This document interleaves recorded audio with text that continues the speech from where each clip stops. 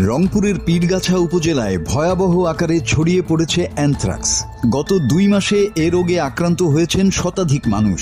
ইতোমধ্যেই প্রাণ হারিয়েছেন 2 জন, পাশাপাশি মারা গেছে।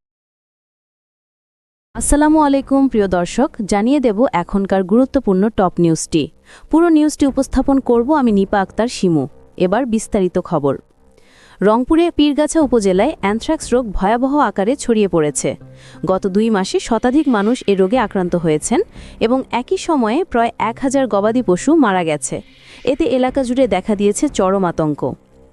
সংক্রমণের সবচেয়ে বড় কারণ হিসেবে চিহ্নিত হয়েছে অসুস্থ পশুর মাংস কাটা ও রান্না করা। এ ঘটনায় প্রাণ হারিয়েছেন 2 জন।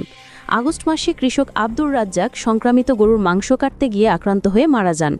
আর চলতি মাসের 6 তারিখে আনন্দী ধনিরাম গ্রামের গৃহিণী কমলা বেগম অসুস্থ গরুর মাংস রান্না করার পর সংক্রমিত হয়ে মারা যান।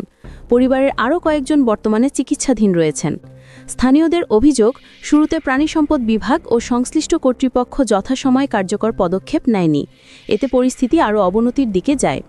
প্রাণী সম্পদ কর্মকর্তা স্বীকার করেছেন, দীর্ঘ 4 মাস ভ্যাকসিনের ঘাটতির কারণে সময়মতো পশুদের টিকা দেওয়া যায়নি।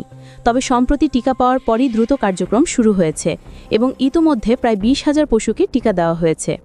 স্বাস্থ্য বিভাগ জানিয়েছে, আক্রান্তদের চিকিৎসা সেবা নিশ্চিত করা হয়েছে এবং রোগতত্ত্ব, রোগ নিয়ন্ত্রণ ও গবেষণা প্রতিষ্ঠান IEDCR ঘটনাস্থল থেকে নমুনা সংগ্রহ করেছে। বিশেষজ্ঞরা বলছেন, আতঙ্ক নয়, সচেতনতাই এই রোগ প্রতিরোধের মূল উপায়। অসুস্থ পশু জবাই বন্ধ রাখা, সংক্রমিত পশুকে আলাদা করে চিকিৎসা দেওয়া, নিয়মিত ভ্যাকসিন প্রদান এবং শরীরে কোনো ফোসকা দেখা দিলে দ্রুত চিকিৎসকের পরামর্শ নেওয়ার আহ্বান জানানো হয়েছে। প্রিয় দর্শক, এই ছিল এখনকার গুরুত্বপূর্ণ নিউজ। আরও গুরুত্বপূর্ণ নিউজ নিয়ে ফিরছি কিছুক্ষণের মধ্যে।